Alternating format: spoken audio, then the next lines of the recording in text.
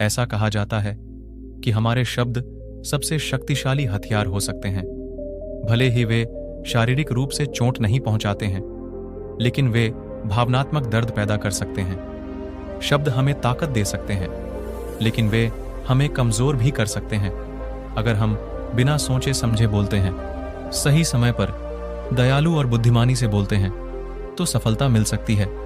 लेकिन निर्दयी ढंग से या गलत समय पर बोलना हमारे जीवन को कठिन बना सकता है। इसलिए मौन इतना महत्वपूर्ण है। मौन हमारे मन को शांत करने में मदद करता है, हमारी भावनाओं पर विचार करता है और खुद से और दूसरों से जुड़ता है।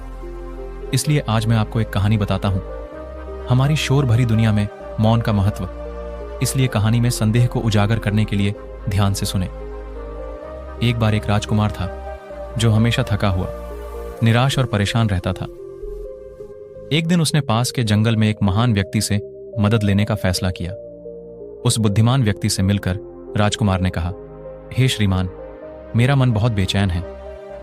भले ही मेरे पास सब कुछ है, धन, प्रसिद्धि और सभी सुख सुविधाएं हैं, लेकिन फिर भी मुझे मन की शांति नहीं है। कृपया मुझे इस बेचैन मन से छुटकारा दिलाने में मदद करें। भिक्षु जी परेशानी में पड़ गए। भिक्षु ने जवाब दिया और कहा कि सभी उत्तर आपके भीतर छिपे हैं और खोजे जाने की प्रतीक्षा कर रहे हैं। मैं आपका मार्गदर्शन कर सकता हूं, लेकिन आपको बिना किसी आपत्ति के मेरे निर्देशों का पालन करना होगा। राजकुमार भिक्षु की बात से सहमत हो गया और कहा कि मुझे जो कुछ भी करना होगा मैं वो करने के लिए तैयार हूं। फिर भिक्षु ने अगले 21 दिनों के लिए एक योजना प्रस्तावित की कि आप मेरे मठ में रहेंगे और एक सामान्य व्यक्ति की तरह रहेंगे। इस दौरान आप ज्यादातर समय मौन में बिताएंगे, जितना संभव हो उतना कम बोलोगे। दृढ़ संकल्प के साथ राजकुमार ने चुनौती स्वीकार कर ली और पहले ही दिन मौन धारण कर लिया। उसे चुप रहना कठिन लगा, क्योंकि उसे इसकी आदत नहीं थी। उसका मन सवालों और विचारों से बेचैन था। वह बात करना चाहता था, लेकिन उसने चुप रहने का प्रयास किया। किसी तरह उसने एक दिन काट लिया। फिर दूसरा दिन पहले के तुलना में थोड़ा कम कठिन था, लेकिन फिर भी उसे संघर्ष करना पड़ा। लेकिन जैसे जैसे रात बीतती गई, उसे शांति और खुशी की अप्रत्याशित अनुभूति होने लगी। इससे वह हैरान हो गया, क्योंकि उसे समझ नहीं आ रहा था कि उसकी बेचैनी अब क्यों कम हो रही है। अगले दिन वो राजकुमार एकांत में प्रकृति के फूल, पौधे और आकाश में पक्षियों को देखने में समय बिताने लगा।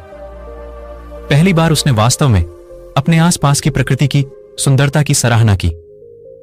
वह अपने आसपास की प्रकृति को देख सका और उसके साथ जुड़ सका। जैसे जैसे दिन बीतते गए, उसके मन में सभी विचार और कल्पनाएं धुंधली होने लगी और वह खुद को बहुत शांत महसूस करने लगा। फिर 15वें दिन शांतिपूर्वक उसकी आंखें अपने आप बंद हो गईं और वह ध्यान की गहरी अवस्था में चला गया। अंतिम सप्ताह गहन ध्यान में बिताने के बाद राजकुमार को गहन आंतरिक शांति का अनुभव हुआ। वह गुरु के पास गया और उनके सामने बैठ गया। गुरु ने उसकी शरीर पर एक गहरा प्रभाव देखा।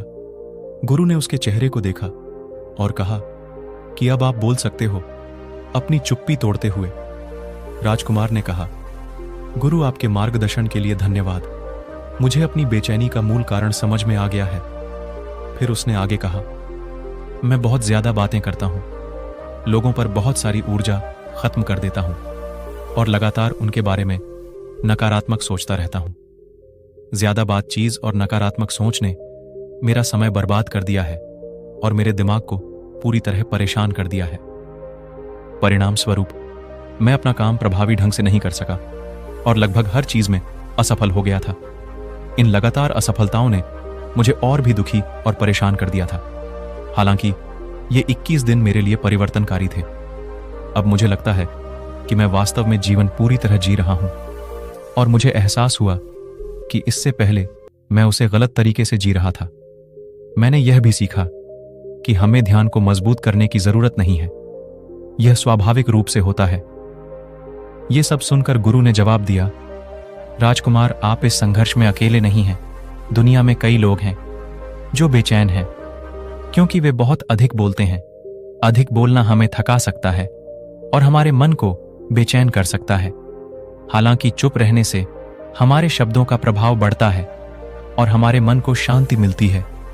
इसलिए केवल तभी बोलना सबसे अच्छा है जब यह वास्तव में आवश्यक हो और दोनों के लिए फायदेमंद हो।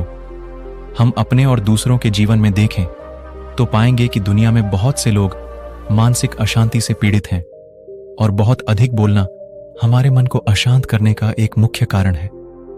आज भी बहुत से लोग ऐसी बातें करते हैं जिससे दूसरों को ठोस पहुंचती है और अत्यधिक बात करने की यह आदत उनके जीवन में कई समस्याओं का कारण बनती है।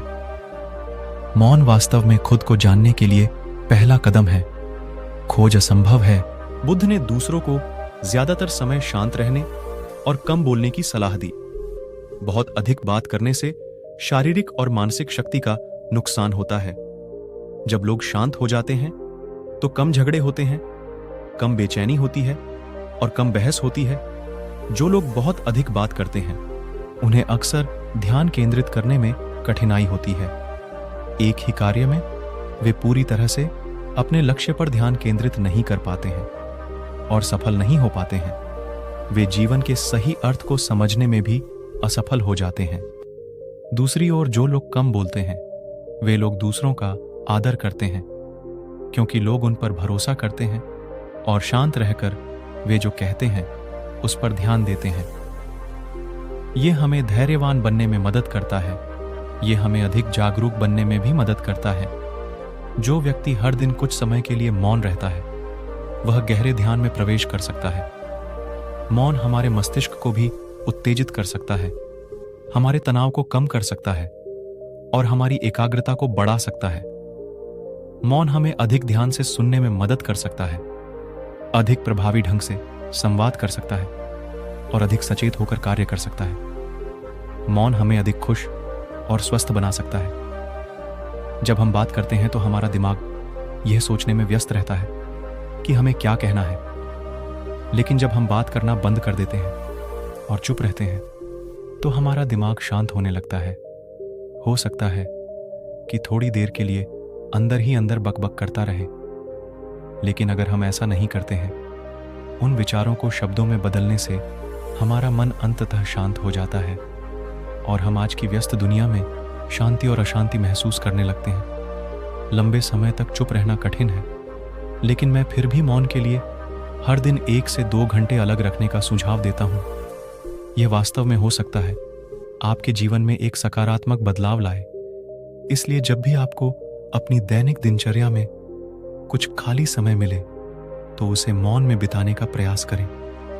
मौन को एक गहरी नींद के रूप में सोचें जो हमें पोषण देती है।